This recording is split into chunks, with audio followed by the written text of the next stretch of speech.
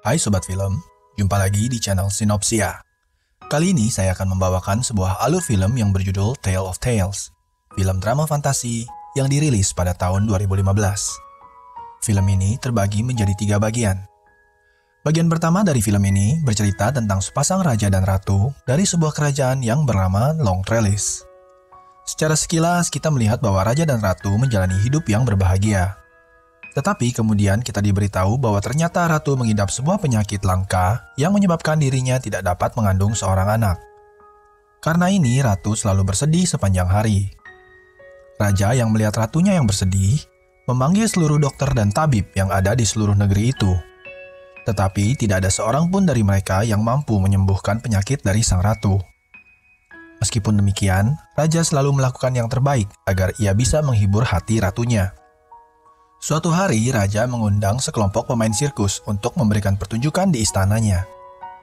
Celakanya, ratu melihat bahwa salah satu dari pemain sirkus itu sedang dalam keadaan mengandung. Hal ini membuat sang ratu menjadi iri. Ia marah dan membanting semua barang yang ada di dalam kamarnya. Raja yang menyaksikan hal itu masuk ke dalam kamar dan bersumpah bahwa ia akan menemukan jalan untuk menyembuhkan penyakit sang ratu. Malamnya, seorang lelaki yang ternyata adalah seorang dukun tiba di istana dan mengatakan bahwa ia dapat membuat sang ratu mengandung. Mendengar itu, sang raja mengingatkan dukun itu bahwa sudah banyak orang yang mencoba, tetapi tidak ada satupun orang yang berhasil. Tetap saja, si dukun itu meyakinkan raja bahwa sang ratu bisa dibuat mengandung. Tetapi itu semua tergantung kepada sejauh apa pengorbanan yang hendak raja berikan bagi sang istri tercinta. Sang raja tentu saja menjawab, ia bersedia mengorbankan apapun juga. Dukun itu mengatakan, ia memiliki segudang pengalaman tentang masalah ini, dan juga kedekatannya kepada alam. Alam membutuhkan keseimbangan, yang mana jika raja mendambakan sebuah nyawa, maka itu ia juga mengorbankan sebuah nyawa. Raja dan ratu tertegun mendengar itu, tetapi akhirnya mereka tetap menjalankan rencananya. Si dukun pun mulai memaparkan rencananya. Raja harus menangkap seekor monster laut, yang mana jantung dari monster laut tersebut kelak akan digunakan untuk menyembuhkan penyakit dari sang ratu. Kemudian seorang wanita yang masih murni dan perawan harus memasaknya. Lalu ratu akan memakan jantung tersebut. Dengan cara itu, si dukun yakin bahwa ratu pasti akan hamil dibuatnya. Raja pun langsung setuju dan memulai persiapannya untuk menangkap monster laut tersebut. Esoknya raja pun berangkat. Ia menemukan seekor monster yang tertidur di dasar bawah laut. Raja langsung mendekat dan menancapkan tombaknya ke arah monster laut itu. Raja memang berhasil membunuh monster itu, tetapi ia juga mengalami cedera berat karenanya. Dan akhirnya ia pun tidak dapat selamat dari luka-lukanya itu. Tetapi sebelum meninggal, raja berhasil mendapatkan jantung si monster. Dan ratu pun membungkusnya dan membawanya pulang ke istana. Di istana, seorang budak yang masih perawan ditugaskan untuk mempersiapkan jantung yang akan disantap oleh ratu itu. Saat memasak, ia merasakan hal yang aneh di dalam tubuhnya, dan tiba-tiba wanita itu pun mengandung. Setelah itu, sang ratu pun menyantap jantung monster itu dan ia pun mengandung juga. Selang beberapa lama, si budak dan ratu melahirkan anak di waktu yang hampir bersamaan. Kedua anak itu lahir di hari yang sama. Anak ratu diberikan nama Elias, dan anak budak itu bernama Jonah. 16 tahun kemudian, kedua anak itu sekarang sudah menjadi remaja. Ratu hidup berbahagia bersama anaknya Elias, dan ia pun mulai merasakan indahnya hidup ini. Tetapi kedua anak yang terlihat seperti sepasang anak kembar itu memang bukan anak normal. Mereka berteman sangat erat dan sangat dekat antara satu sama lain. Di lain pihak, Ratu tidak senang dengan pertemanan mereka. Ratu pun melarang sang pangeran untuk berteman dengan si anak budak itu. Tetapi Elias tidak memperdulikan permintaan ibunya dan tetap berteman dekat dengan Jonah. Kedua anak itu juga memiliki kemampuan untuk bernapas di dalam air. Kemudian Ratu mengingatkan kepada budak itu. Ia tidak ingin budak itu bermain dengan anaknya. Jika ia tidak mematuhinya, maka budak itu dan ibunya akan diusir dari kerajaan ini. Tetapi Elias dan Jonah tampak tidak peduli dengan suruhan ibunya itu. Sampai-sampai suatu hari, Jonah menyamar menjadi Elias dan pergi menemui sang ratu. Hal itu tertangkap oleh sang ratu dan ia pun memutuskan untuk mengusir Jonah dari kerajaannya. Elias mencoba untuk menghentikannya, tetapi ia gagal. Dengan pisau, Jonah memotong sebuah pohon dan air pun mengalir keluar dari pohon itu. Jika air yang keluar dari pohon itu berwarna bening, artinya Jonah masih hidup. Tetapi kalau airnya berubah menjadi warna merah, artinya nyawa Jonah sedang dalam bahaya. Setelah itu, Jonah pun pergi meninggalkan kerajaan. Setelah selang beberapa lama, air itu berubah menjadi warna merah. Tanpa pikir panjang, Elias pun langsung pergi mencari Jonah tanpa memberitahu ibunya. Setelah perjalanan panjang, akhirnya Elias tiba di rumah Jonah. Di sana ia mendapati bahwa Jonah sekarang telah menikah dengan seorang wanita muda. Orang-orang di desa itu memeluknya karena mereka mengira bahwa Elias adalah Jonah.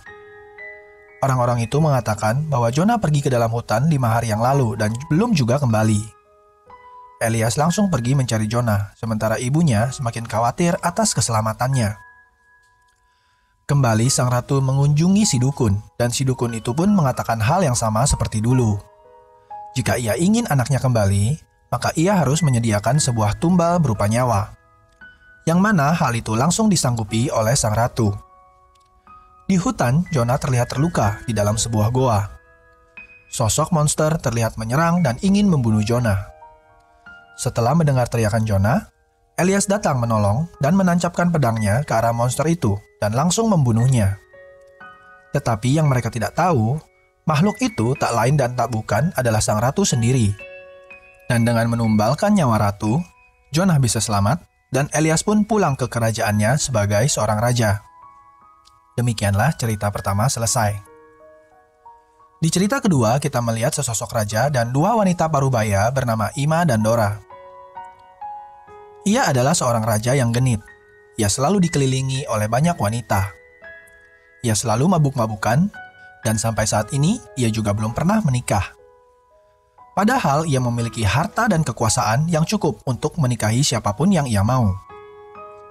Ima dan Dora adalah 2 kakak beradik rakyat jelata yang hidup di dalam kerajaan itu.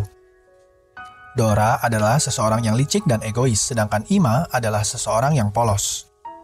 Mereka belum menikah dan jarang sekali keluar dari rumahnya. Mereka adalah 2 orang yang memiliki suara yang sangat bagus. Suatu hari, sang raja mendengar suara Dora yang sedang bernyanyi. Seketika raja langsung jatuh hati mendengar suara itu. Raja langsung mendatangi rumah mereka berdua, hendak melihat wajah di balik suara itu. Raja menyangka bahwa Dora adalah seorang gadis muda yang cantik jelita. Saat raja mengetuk pintu, kedua kakak beradik itu langsung panik dan takut apa yang akan raja perbuat jika mereka tahu wujud asli mereka. Setelah berpikir beberapa waktu, Dora akhirnya mendapatkan sebuah ide. Ia pun meminta agar raja datang kembali 1 minggu kemudian. Waktu itu digunakan oleh sang kakak beradik untuk mempercantik dirinya. Dora membungkus jarinya dengan rempah-rempah. Tetapi setelah dibuka, jari-jari itu masih tampak seperti jari orang tua. Ima menaruh jarinya ke dalam mulut, dan beberapa hari kemudian, jarinya itu terlihat mulus dan muda. Tiba-tiba terdengar suara ketukan di pintu, yang menandakan bahwa 1 minggu sudah lewat, dan raja kembali datang ke rumah mereka. Dora memperlihatkan jari Ima lewat celah-celah pintu. Melihat jari yang mulus dan muda itu, raja tidak dapat menahan rasa sukanya, dan ia pun segera mencium-ciumi jari itu. Tetapi sekarang kakak beradik ini menjadi semakin panik. Jika raja tahu keadaan yang sebenarnya, mereka pasti akan dibunuh. Setelah berpikir beberapa saat, Dora mengatakan kepada raja bahwa ia bersedia untuk tidur dengan raja, asalkan ruangan itu harus gelap gulita. Dan raja pun setuju. Ima mulai mengencangkan tubuh Dora menggunakan lem, agar tubuhnya terasa seperti tubuh gadis muda. Malamnya, salah satu penjaga istana datang untuk menjemput Dora dan memastikan bahwa istana dalam keadaan gelap gulita. Raja pun menghabiskan malam itu dengan Dora. Tetapi paginya ia menyadari bahwa ia baru saja tidur dengan seorang wanita tua yang jelek. Dengan marah, ia memerintahkan para penjaga untuk melempar Dora dari jendela kamarnya. Untungnya ia tidak langsung jatuh ke tanah, tetapi tertahan oleh ranting-ranting. Di sana, Dora ditolong oleh seorang penyihir yang mana dengan kekuatannya, penyihir itu menyulap Dora menjadi seorang gadis cantik berambut panjang. Esoknya saat si raja menyusuri hutan untuk berburu, ia tidak sengaja melihat Dora dan langsung jatuh cinta kepadanya. Ia membawa Dora masuk ke dalam istana dan memutuskan untuk menjadikannya permaisuri. Dora tidak tahu bagaimana ia bisa menjadi seperti ini. Tetapi ia tetap mengenali adiknya Ima.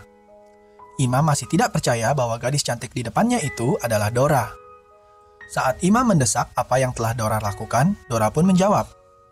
Ia bisa menjadi seperti ini karena ia telah mengupas seluruh kulit tuanya.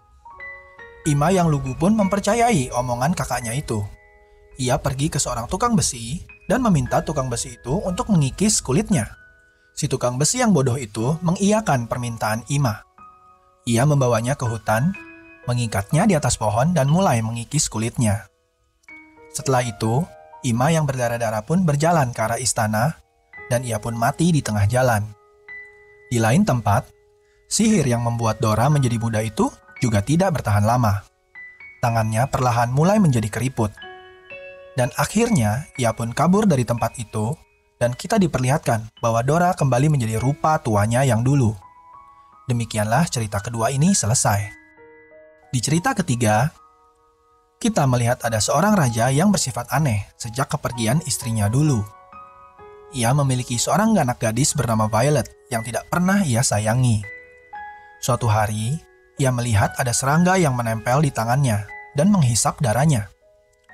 Tetapi bukan memukulnya, raja itu malah membiarkan serangga itu meminum darahnya. Kemudian raja itu menempatkan serangga itu di dalam sebuah kotak kaca dan memberikannya darah untuk diminum setiap harinya.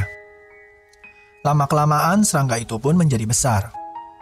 Di saat yang sama, Violet yang kini telah beranjak dewasa memimpikan kapan ia bisa dipersunting oleh seorang pangeran. Tetapi raja itu tidak peduli kepada Violet karena ia sibuk sendiri dengan serangga peliharaannya itu. Sedihnya suatu hari serangganya itu jatuh sakit, lalu ia pun mati. Raja itu kemudian melepaskan kulit serangga itu. Lalu ia mengatakan kepada anak gadisnya, sudah tibalah saatnya untuk mencarikan suami baginya. Raja mengatakan bahwa ia akan mengadakan sebuah sayembara, yang mana pemenangnya boleh mempersunting anak gadisnya itu. Mendengar itu hati Violet berbunga-bunga, tetapi di saat yang bersamaan ia juga sedih, karena sesungguhnya ia ingin mencari calon suami sendiri. Tetapi walaupun demikian, ia menyetujui keputusan ayahnya itu. Tidak lama berserang, berita tentang sayembara itu sudah menyebar ke seluruh negeri. Raja menggantung kulit serangga itu di dalam istana dan mengatakan siapa yang bisa menebak nama dari serangga itu akan memenangkan sayembara ini. Banyak orang yang mencobanya, tetapi tidak ada satupun yang berhasil, karena memang serangga itu tidak pernah tumbuh sampai sebesar dan setua itu. Tiba-tiba seorang raksasa yang hidup di gua muncul di istana. Ia hendak mengikuti sayembara itu, dan raja pun memperbolehkannya. Ia menciumi kulit itu dan menebak dengan benar apa nama serangga itu. Mendengar itu, Violet yang ketakutan lari ke atap istana dengan niat untuk melompat dan bunuh diri. Tetapi raja mencoba menenangkannya dan mengatakan bahwa ia tidak bisa mengingkari janjinya. Tidak punya pilihan, Violet pun akhirnya turun dari sana. Raksasa itu membawa Violet pulang ke rumahnya di gua, di mana Violet menangis selama berhari-hari. Suatu hari, saat raksasa itu tidak ada di dalam rumah, Violet keluar dan meminta tolong kepada seorang wanita yang dilihatnya di sana. Wanita itu mendengar cerita Violet dan berjanji akan kembali untuk membantunya. Esoknya, wanita itu membawa keluarganya dan mencoba untuk menyelamatkan Violet. Tetapi tiba-tiba raksasa itu muncul. Untungnya mereka berhasil memotong tali itu dan raksasa itu pun terjatuh ke dalam jurang. Beberapa waktu berselang, raksasa itu menemukan di mana keluarga itu tinggal dan membunuh mereka satu persatu. Kemudian ia mengejar Violet dan akhirnya berhasil menangkapnya di dalam gua dan ia pun memeluknya. Awalnya Violet berpura-pura untuk memeluk balik, tetapi saat raksasa itu lengah, Violet menusuknya dengan sebilah pisau. Violet yang berdarah-darah membawa kepala raksasa itu ke dalam istana dan memperlihatkan kepada ayahnya. "Inilah suamiku yang kau pilih," ujarnya. Ayahnya menangis terseduh-seduh dan tampak menyesal telah menyerumuskan anaknya sendiri. Film pun usai. Terima kasih untuk kalian yang telah menonton video ini dari awal sampai habis. Semoga kalian terhibur dengan video ini, dan nantikan video dari Sinopsia yang selanjutnya.